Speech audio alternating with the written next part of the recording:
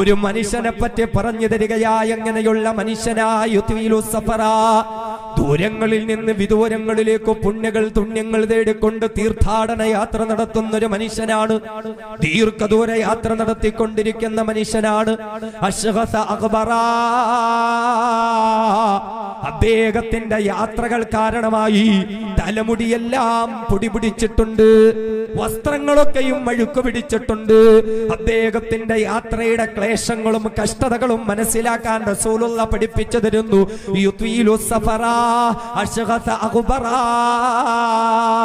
ദീർഘദൂരം യാത്ര ചെയ്തതിന്റെ പേരിൽ വസ്ത്രമൊക്കെ അഴുക്ക് പിടിച്ചിട്ടുണ്ട്, തലമുടിയെല്ലാം പൊടി പിടിച്ചിട്ടുണ്ട്. ഇങ്ങനെ യാത്ര ചെയ്യുന്ന ഒരു യാത്രക്കാരൻ, ആ യാത്രക്കാരന്റെ പ്രത്യേകത എന്തെന്നറിയുവോ? റസൂലുള്ള പഠിപ്പിക്കുന്നു, സലാസു ദഅവാത്തിൻ മുസ്തജാബാത്തിൻ ലാ ശക്ക ഫീഹിന്ന. 3 വിഭാഗം ആളുകളുടെ പ്രാർത്ഥന ഉറപ്പായും പടച്ചവൻ സ്വീകരിക്കുമത്രേ. അതിൽ ഒരു വിഭാഗം ദഅവത്തുൽ മുസാഫിർ, യാത്രക്കാരുടെ പ്രാർത്ഥനയാ. യാത്രക്കാരുടെ പ്രാർത്ഥനയല്ല സ്വീകരിക്കുന്നതാ. അതുകൊണ്ട് യാത്രക്കിടയിൽ നമ്മൾ ദുആ ചെയ്തുകൊണ്ടിരിക്കേണ്ടുന്നതാ. അങ്ങനെ ഒരു യാത്രക്കാരനെയാ റസൂലുള്ള പഠിപ്പിച്ചു തരുന്നത്. വിദൂരത്തിൽ നിന്ന് വിദൂരങ്ങളിലേക്ക് യാത്ര ചെയ്യുന്ന മനുഷ്യനാ. അദ്ദേഹത്തിന്റെ വസ്ത്രത്തിൽ അഴുക്ക് പിടിച്ചിട്ടുണ്ട്, അദ്ദേഹത്തിന്റെ തലമുടികളിലും പൊടി പിടിച്ചിട്ടുണ്ട്. ഇങ്ങനെ യാത്ര ചെയ്യുന്ന ഒരു മനുഷ്യൻ പക്ഷേ തന്റെ 2 കൈകളും ആകാശത്തേക്ക് ഇങ്ങനെ ഉയർത്തിപ്പിടിച്ചുകൊണ്ട് സദാസമയത്തും ദുആയാണ്. യാ റബ്ബ് യാ റബ്ബ് റബ്ബേ റബ്ബേ റബ്ബേ എന്ന് വിളിച്ചുകൊണ്ട് 2 കൈകളും ഇങ്ങനെ ഉയർത്തിപ്പിടിച്ചുകൊണ്ട് ദുആ ചെയ്തുകൊണ്ട് നടക്കുന്ന സ്വീകാര്യയോഗ്യമായ ദുആയ്ക്ക് ഉടമസ്ഥനായ ഒരു മനുഷ്യൻ ഇങ്ങനെ നടന്നുകൊണ്ടിരിക്കുകയാ. അയാളുടെ ദുആയ്ക്കൊരു കുറവുമില്ല. അങ്ങനെ ദുആ ചെയ്തുകൊണ്ട് നിന്നിരിക്കുന്ന മനുഷ്യനാ. പക്ഷേ അയാൾക്കൊരു കുഴപ്പമുണ്ട്. എന്താണെന്നറിയുമോ? റസൂലുള്ള പഠിപ്പിക്കുന്നു, വമത്അമുഹു ഹറാം വമശ്റബുഹു ഹറാം വമൽബസുഹു ഹറാം വഗുദിയ ബിൽ ഹറാം. അല്ലാഹുവിന്റെ റസൂൽ പറയുന്നു, പക്ഷേ അയാൾക്കൊരു കുഴപ്പമുണ്ട്. എന്താണെന്നറിയുമോ? വമത്അമുഹു ഹറാം. ഇത്രത്തോളം ദുആ ചെയ്യുമ്പോഴും, കൈ ഉയർത്തി കണ്ണീരൊഴുക്കുമ്പോഴും അയാൾ കഴിക്കുന്നത് ഹറാമിന്റെ ഭക്ഷണമാ. വമശ്റബുഹു ഹറാം. അയാൾ കുടിക്കുന്നത് ഹറാമിന്റെ പാനീയമാ. വമൽബസുഹു ഹറാം. അയാൾ ധരിച്ചിരിക്കുന്നത് ഹറാമിന്റെ വസ്ത്രമാ. ഫഗുദിയ ബിൽ ഹറാം. അയാൾ വളർത്തപ്പെട്ടത് തന്നെ ഹറാമു കൊണ്ടാ. അങ്ങനെ ഹറാമ് തിന്നുന്നയാള്, ഹറാമു കുടിക്കുന്നയാള്, ഹറാമു ധരിക്കുന്നയാള്, ഹറാമിലൂടെ വളർന്നു വന്ന ആള്, റസൂലുള്ള ചോദിക്കുന്നു, ഫഅന്നാ യുസ്തജാബു ലഹു. പിന്നെ എത്ര തന്നെ ദുആ ചെയ്തെന്ന് പറഞ്ഞാലും ഹറാമായ സമ്പത്തുമായി ബന്ധപ്പെടുന്നവന്റെ ദുആ എങ്ങനെയല്ല സ്വീകരിക്കാൻ? അല്ലാഹു അങ്ങനെയുള്ളവരുടെ ദുആ സ്വീകരിക്കൂല. സഹോദരങ്ങളെ, സഹോദരിമാരെ, വിശുദ്ധമായ റമദാനിൽ നമ്മൾ എത്രയാ ദുആ ചെയ്യുന്നത്? അത്താഴത്തിന് വേണ്ടി എഴുന്നേറ്റ് ആ അത്താഴം കഴിച്ചിട്ട് സുബഹിക്ക് മുമ്പായിട്ട് 2 റക്അത്ത് തഹജ്ജുദ് നിസ്കരിച്ചിട്ട് ദുആ ചെയ്യുന്നവരല്ലയോ? അല്ലാഹുവിന്റെ പള്ളിയിൽ വന്ന് ഇഅ്തികാഫിരുന്നു കൊണ്ട് ദുആ ചെയ്യുന്നവരല്ലയോ? ഖുർആൻ ഓതിയിട്ട് ദുആ ചെയ്യുന്നില്ലയോ? മജ്ലിസിന്റെ ബയാനിന്റെ മജ്ലിസുകളിൽ, തഅലീമിന്റെ മജ്ലിസുകളിൽ ഇരുന്നിട്ട് ദുആ ചെയ്യുന്നില്ലയോ? നോമ്പ് തുറക്കുന്നതിന് തൊട്ടു മുമ്പുള്ള സമയത്ത് ദുആ ചെയ്യുന്നില്ലയോ? തറാവീഹ് നിസ്കരിച്ചിട്ട് ദുആ ചെയ്യുന്നില്ലയോ? അല്ലാഹുവിന്റെ പള്ളിയിൽ ലൈറ്റ് അണച്ചിട്ട് തസ്ബീഹ് നിസ്കരിച്ചിട്ട് ഒരുപാട് ഖിയാമുൽ ലൈൽ നിസ്കരിച്ചിട്ട് ദുആ ചെയ്യുന്നില്ലയോ? എന്റെ പ്രിയപ്പെട്ട ഉമ്മമാരെ, സഹോദരിമാരെ, വിശുദ്ധമായ റമദാനിൽ ഒരുപാട് ത്യാഗങ്ങൾ അനുഭവിക്കുന്നത് പ്രിയപ്പെട്ട സഹോദരിമാരല്ലയോ? അതേ രാവിലെ 3 മണിക്ക് എഴുന്നേറ്റ് കുടുംബത്തിന് വേണ്ടി അത്താഴമുണ്ടാക്കുന്നവരാ. സുബഹി കഴിഞ്ഞിട്ടായാലും വീട്ടിലെ കുഞ്ഞുമക്കളുണ്ട്, സ്കൂളിൽ പോകണം, പരീക്ഷയുണ്ട്, അവരെ ഒരുക്കി വിടണമെന്ന് കരുതിയിട്ട് ഉറങ്ങാൻ പോലും പറ്റൂല. അവർക്കുള്ള ഭക്ഷണങ്ങൾ തയ്യാറാക്കി വിടണ്ടേ, പിന്നെ വീട് മുഴുവനും വൃത്തിയാക്കണ്ടേ, പിന്നെ വീട്ടിലെ വസ്ത്രങ്ങൾ അലക്കണ്ടേ. അപ്പോഴേക്കും ളുഹറിന്റെ സമയമായി. പിന്നെ ളുഹർ കഴിഞ്ഞ് കുറച്ചെങ്കിലും ഖുർആനൊന്ന് ഓതേണ്ടേ. അത് കഴിഞ്ഞ് അല്പമൊന്നും മയങ്ങിയിട്ട് വീണ്ടും അസറിന് മുമ്പ് നോമ്പ് തുറക്കുള്ള വിഭവങ്ങൾ ഉണ്ടാക്കേണ്ടി.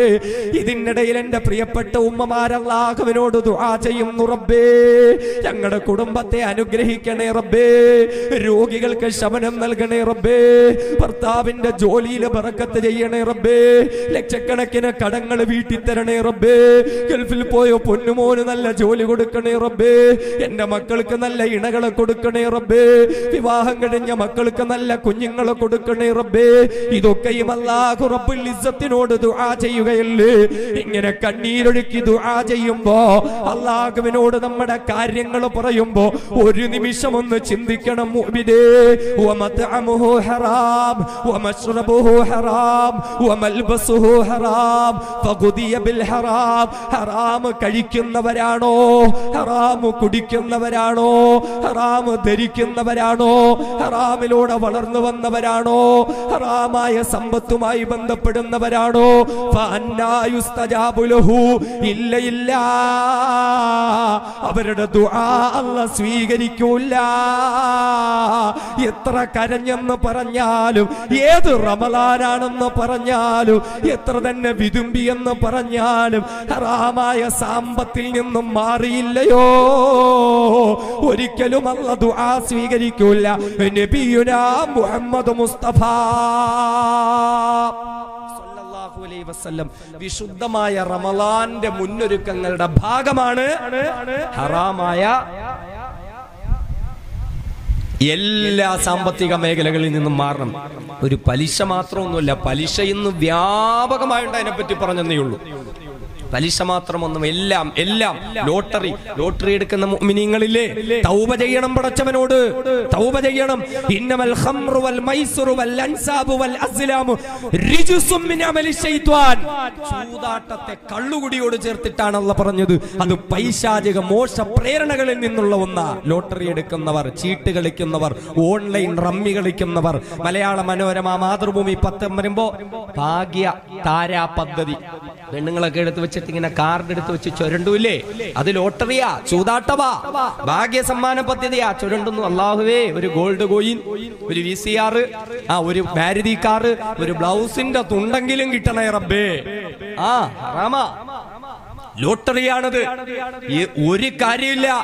ഈ ലോട്ടറിയുമായി ബന്ധപ്പെട്ടിട്ട് പള്ളിയിൽ വന്ന് നിസ്കരിച്ചിട്ട് എന്തെങ്കിലും കാര്യമുണ്ടോ? ഹറാമാണ്, ഹറാമുമായി ബന്ധപ്പെട്ടതാണ്, ഹറാമുമായി ബന്ധപ്പെട്ടതാണ്. എന്തെങ്കിലും കാര്യമുണ്ടോ? റമളാനിൽ പോലും ലോട്ടറി എടുക്കുന്നവരുണ്ടാവും. റമളാനിൽ പോലും എന്നിട്ടൊരു ദുആ, രാത്രിക്ക് തഹജ്ജുദിനൊക്കെ എഴുന്നേറ്റൊരു ദുആ, സുബഹി കഴിഞ്ഞിട്ടൊരു സ്പെഷ്യൽ യാസീൻ ഇലാ ഹളറത്തി ഓണം ബമ്പർ അൽ ഫാത്തിഹ, ഒരു പ്രത്യേക യാസീൻ, പ്രത്യേക 2 റക്അത്ത്, എന്നിട്ടൊരു നേർച്ച അങ്ങ് ചെയ്യും. അല്ലാഹുവേ, ഈ ലോട്ടറി എങ്ങാണോ അടിച്ചു കഴിഞ്ഞാൽ പള്ളിക്ക് വേണ്ടിയിട്ട് 2 ഞാനും കൊടുത്തേക്കാം അല്ലേ. പള്ളിയിലേക്ക് അവിടെ ആരെങ്കിലും ഇത് ഹലാലാണോ ഹറാമാണോ എന്ന് നോക്കാൻ ഏത് പള്ളിക്കാര് നോക്കും? എവിടെ നോക്കുന്നുണ്ട്? ഇങ്ങനെ ലോട്ടറിയുമായി ബന്ധപ്പെടുക, എന്നിട്ട് പോയി നിസ്കരിച്ചിട്ട് വല്ല കാര്യമുണ്ടോ? എന്തെങ്കിലും കാര്യമുണ്ടോ?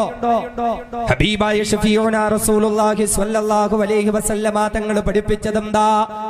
മസലുൽ ലദീ യൽഅബു ബിന്നർദി സുമ്മ യഖൂമു ഫയുസല്ലി കമസലിൽ ലദീ യതവല്ലഉ ബിൽ ഖൈഹി വലഹ്മിൽ ഖിൻസീർ സുമ്മ യഖൂമു ഫയുസല്ലി. ഹബീബായ റസൂലുള്ളാഹി സ്വല്ലല്ലാഹു അലൈഹി വസല്ലമ തങ്ങൾ പഠിപ്പിക്കുകയാ, ചൂതാട്ടവും ലോട്ടറിയുമായി ബന്ധപ്പെട്ടിട്ട് പള്ളിയിലേക്ക് വന്ന് നിസ്കരിക്കുന്നവരുടെ ഉപമ എന്താ? കമസലിൽ ലദീ യതവല്ലഉ ബിൽ ഖൈഹി വലഹ്മിൽ ഖിൻസീർ സുമ്മ യഖൂമു ഫയുസല്ലി. ലോകത്തെ ഏറ്റവും നിന്ദ്യമായ നികൃഷ്ടമായ ജീവിയായ പന്നിയുണ്ടല്ലോ, സദാസമയത്തും മലത്തിലും മൂത്രത്തിലും അഴുക്കുകളിലും മാലിന്യങ്ങളിലും കഴിയുന്നതായ പന്നിയുണ്ടല്ലോ, ആ പന്നിയുടെ വായിൽ നിന്ന് ഛർദിയും രക്തവും ഒക്കെ പുറത്തേക്ക് വരികയാ. പന്നിയുടെ ശരീരത്തിൽ വ്രണങ്ങൾ രൂപാന്തരപ്പെട്ടിട്ടത് പുറത്തേക്ക് വരികയാ.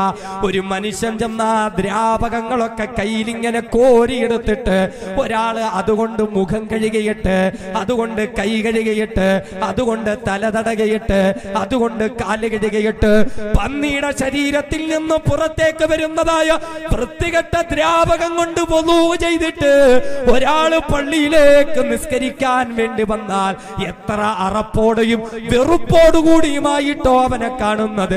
അതേ സ്ഥാനമാ ലോട്ടറിയും എടുത്തിട്ട് വിട്ട് നിസ്കരിക്കാൻ വരുന്നവൻ ഇസ്ലാം കൊടുക്കുന്ന സ്ഥാനം എന്ന് പറയുന്നത് ഹറാമിൽ നിന്ന് ഒഴിവായിക്കോളി. വഞ്ചന, ആളുകളെ പറ്റിച്ച് പൈസ ഉണ്ടാക്കുക. പൊതുജനത്തിന്റെ സമ്പത്ത് കൈകാര്യം ചെയ്യുന്നവർ സൂക്ഷിക്കണം. പാർട്ടി ഫണ്ട് കൈകാര്യം ചെയ്യുക, സംഘടനയുടെ പ്രസ്ഥാനത്തിന്റെ ഫണ്ട് കൈകാര്യം ചെയ്യുന്നവർ, മഹലിന്റെ ഫണ്ട് കൈകാര്യം ചെയ്യുന്നവർ, ഇതൊക്കെ തോന്നിയ പോലെ എന്റെ ഇഷ്ടമെന്ന് പറഞ്ഞ് ചെലവാക്കാനുള്ളതല്ല. ചോദ്യം ചെയ്യപ്പെടും. ഓരോ രൂപയും ചോദ്യം ചെയ്യപ്പെടും. ഒരു രൂപ അന്യാധീനപ്പെട്ടു പോയാൽ, ഒരു പണം അതിൽ നിന്നും ഹലാലല്ലാത്ത മാർഗത്തിലേക്ക് പോയാൽ, ആ പൊതുജനത്തിന്റെ സമ്പത്ത് കൈകാര്യം ചെയ്യുമ്പോൾ എന്തെങ്കിലും അഴിമതി അതിൽ സംഭവിച്ചു പോയാൽ വലിയ അപകടമാണ്. അഴിമതി കാണിച്ചവൻ ഈ അഴിമതി സമ്പത്ത് ഭാരമായി ചുമന്ന ആഖിറത്തിൽ ഹാജരാക്കപ്പെടും. അല്ലാഹു തആല കാത്തിരക്ഷിക്കട്ടെ. അഴിമതിക്കാരൻ നാളെ ആഖിറത്തിൽ അല്ലാഹുവിന്റെ കോടതിയിലേക്ക് വന്നാൽ ഇടത് കൈയും വലത് കൈയും ചേർത്ത് പടച്ച തമ്പുരാൻ കെട്ടും. നരകത്തിലേക്ക് വലിച്ചെറിയും.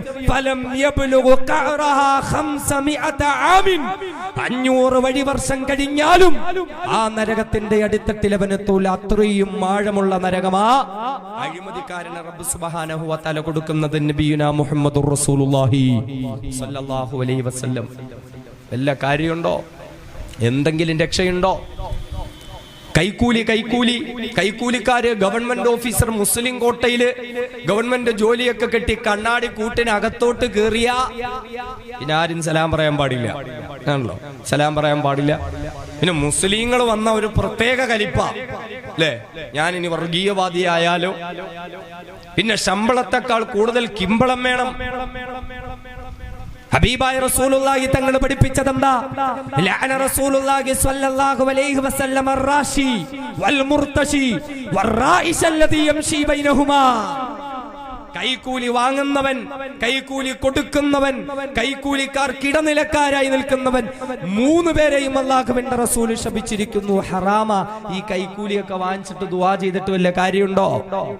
നിസ്കരിച്ചിട്ട് കാര്യമുണ്ടോ? നോമ്പ് പിടിച്ചിട്ട് കാര്യമുണ്ടോ? അതുകൊണ്ട് റമളാന് മുമ്പ് സാമ്പത്തിക വിശുദ്ധി കൈവരിക്കണം. നമ്മുടെ വിഷയം അതാണ്. റമളാന് മുൻപ് സാമ്പത്തിക വിശുദ്ധി നമ്മൾ കൈവരിക്കണം. ഇല്ലെങ്കിൽ റമളാൻ പോയി, റമളാൻ നഷ്ടമായി. നബി സല്ലല്ലാഹു അലൈഹി വസല്ലം പറഞ്ഞു, കുറെ റമളാനിലെ നോമ്പുകാരുണ്ട്. റമളാനിൽ കുറെ നോമ്പ് പിടിക്കുന്നവരുണ്ട്. നോമ്പ് പിടിക്കാത്തവരുടെ കാര്യമില്ല, നോമ്പ് പിടിച്ചവരുടെ കാര്യമാണ് പറയുന്നത്. റമളാനിൽ കുറെ നോമ്പുകാരുണ്ട്. റുബ്ബ സായിമിൻ, കുറെ നോമ്പുകാരുണ്ട്. പക്ഷേ അവരുടെ നോമ്പ് കൊണ്ട് വിശപ്പും ദാഹവും അല്ലാതെ ഒരു നേട്ടവും അവർക്കില്ലെന്ന് നബി മുഹമ്മദ് മുസ്തഫ സ്വല്ലല്ലാഹു അലൈഹി വസല്ലം. നബി തങ്ങൾ പഠിപ്പിക്കുന്നു, റമളാനിൽ കുറെ നിസ്കാരക്കാരുണ്ട്. അവരുടെ നിസ്കാരം കൊണ്ട് ഉറക്കമൊഴിയിലും ക്ഷീണവുമല്ലാതെ ഒരു നേട്ടവും അവർക്കില്ലെന്ന് നബി മുഹമ്മദ് മുസ്തഫ സ്വല്ലല്ലാഹു അലൈഹി വസല്ലം. അല്ലാഹു തആല ഈ അവസ്ഥയിൽ നിന്ന് നമ്മളെയൊക്കെ കാത്തിരക്ഷിക്കട്ടെ. റമളാനിൽ ഇബാദത്ത് ചെയ്തിട്ട് ഒരു കാര്യമില്ലേ? റമളാനിൽ നോമ്പ് പിടിച്ചിട്ടും ഒരു കാര്യമില്ല. റമളാനിലെ റഹ്മത്ത് കിട്ടാത്തവർ, റമളാനിലെ മഗ്ഫിറത്ത് കിട്ടാത്തവർ, റമളാനിലെ നരകമോചനം കിട്ടാത്തവർ, എന്താ സഹോദരങ്ങളെ ഇത്? അല്ലാഹു റമളാനിൽ പ്രത്യേക കാരുണ്യത്തിന്റെ കവാടം തുറക്കുകയല്ലേ? ഹബീബായ റസൂലുള്ളാഹി സ്വല്ലല്ലാഹു അലൈഹി വസല്ലമ തങ്ങൾ റമളാനെ പരിചയപ്പെടുത്തിയത് വഹുവ ശഹ്റുൻ അവ്വലുഹു റഹ്മാ. ഹബീബായ റസൂൽ പഠിപ്പിക്കുകയാണ്, വിശുദ്ധമായ റമളാൻ വഹുവ ശഹ്റുൻ അവ്വലുഹു റഹ്മാ. അതേ, ആ റമളാൻ എന്ന് പറഞ്ഞാൽ ആദ്യ ഭാഗം റഹ്മത്തിന്റെ ഭാഗമാ. അതുകൊണ്ടാണ് അല്ലാഹുവിനോട് നമ്മൾ ആദ്യത്തെ 10 ദുആ ചെയ്യുന്നത്, അല്ലാഹുമ്മ റഹ്മനാ യാ അർഹമർ റാഹിമീൻ. അല്ലാഹുവേ, ഞങ്ങളോട് കരുണ ചെയ്യണേ അല്ലാ. വീണ്ടും അവിടുന്ന് പഠിപ്പിക്കുന്നു, ഔസതുഹു മഗ്ഫിറ. വിശുദ്ധമായ റമളാനിന്റെ മധ്യഭാഗം എന്ന് പറഞ്ഞാൽ മഗ്ഫിറത്തിന്റെ ഭാഗമാ, പാപമോചനത്തിന്റെ ഭാഗമാ. അല്ലാഹുവിനോട് നമ്മൾ ചോദിക്കുകയല്ലേ, അല്ലാഹുമ്മ ഗ്ഫിർ ലനാ ദുനൂബനാ യാ റബ്ബൽ ആലമീൻ. അല്ലാഹുവേ ഞങ്ങളുടെ പാപങ്ങളൊക്കെ പുറത്തു തരണേ അല്ലാ. വആഖിറുഹു ഇത്ഖും മിനന്നാർ. വിശുദ്ധമായ റമളാനിന്റെ അവസാന ഭാഗം എന്ന് പറയുന്നത് നരകമോചനമാ. അല്ലാഹുമ്മ ഇത്ഖനാ മിനന്നാർ വഅദ്ഖിൽനൽ ജന്നത യാ റബ്ബൽ ആലമീൻ. അല്ലാഹുവേ ഞങ്ങളെ നരകത്തിൽ നിന്ന് മോചിപ്പിച്ച് സ്വർഗ്ഗപ്രവേശനം നൽകണേ നാഥാ. അവസാനത്തെ 10 നമ്മൾ അല്ലാഹുവിനോട് ചോദിക്കുന്നതാ. ഇതാണ് സഹോദരങ്ങളെ റമളാൻ. ഒന്നാമത്തെ ഭാഗം റഹ്മത്താണ്, രണ്ടാമത്തെ ഭാഗം മഗ്ഫിറത്താണ്, മൂന്നാമത്തെ ഭാഗം നരകമോചനമാ. അല്ലാഹു തആല ഇതൊക്കെ നമുക്ക് നൽകി അനുഗ്രഹിക്കട്ടെ. അതുകൊണ്ടാണ് ആദ്യത്തെ 10 നിസ്കാരമൊക്കെ കഴിഞ്ഞ് ദുആ ചെയ്യുമ്പോൾ നമ്മളിങ്ങനെ ദുആ ചെയ്യും, അല്ലാഹുമ്മ റഹ്മനാ യാ അർഹമർ റഹീമീൻ. ഇത് അങ്ങനെ ഫർളായ കാര്യമൊന്നും അല്ല കേട്ടോ. അങ്ങനെ ദുആ ചെയ്യണം ഒന്നൊന്നും ഇവിടെയും പറഞ്ഞിട്ടില്ല. നിസ്കാരം കഴിഞ്ഞ് റമളാനി 3 അവിടെ ഇങ്ങനെ ദുആ ചെയ്യണം അങ്ങനൊന്നുമില്ല. കാരണം ഇത് പറയാൻ കാരണം എവിടെയെങ്കിലും ഏതെങ്കിലും ഒരു പള്ളിയിൽ ഉസ്താദ് അത് പറഞ്ഞില്ലെങ്കിൽ, അല്ലെങ്കിൽ മറന്നുപോയാൽ, അല്ലെങ്കിൽ 10 ദിവസം കഴിയുമ്പോൾ പെട്ടെന്ന് CD മാറും. പെട്ടെന്ന് അല്ലാഹുമ്മ റഹ്മനാ പിന്നെ മാറി, പിന്നെ അല്ലാഹുമ്മ ഗ്ഫിർ ലനാ ദുനൂബനാ ഇതങ്ങാണം മറന്നു. പാവ ഉസ്താദ് 11ാമത്തെ ദിവസം അല്ലാഹു മറന്നു. വലിയാർക്ക് എന്താ പണി, ശമ്പളം വാങ്ങിച്ചിട്ടൊരു ഓർമ്മയില്ല. അങ്ങനൊന്നും പറയണമെന്ന് എവിടെയും പറഞ്ഞിട്ടില്ല. പിന്നെന്താ, ഓർമ്മിപ്പിക്കുക. റഹ്മത്തിന്റെ 10. അതുകൊണ്ട് ഇങ്ങനെ ദുആ ചെയ്യിൻ. മഗ്ഫിറത്തിന്റെ 10 ദുആ ചെയ്യിൻ. നരകമോചനത്തിന്റെ 10 ദുആ ചെയ്യിൻ. അല്ലാതെ അങ്ങനെ ദുആ ചെയ്യണമെന്ന് എവിടെയും പറഞ്ഞിട്ടില്ല. സുന്നത്താണെന്ന് പോലും പറഞ്ഞിട്ടില്ല. ഓർമ്മിപ്പിക്കുക.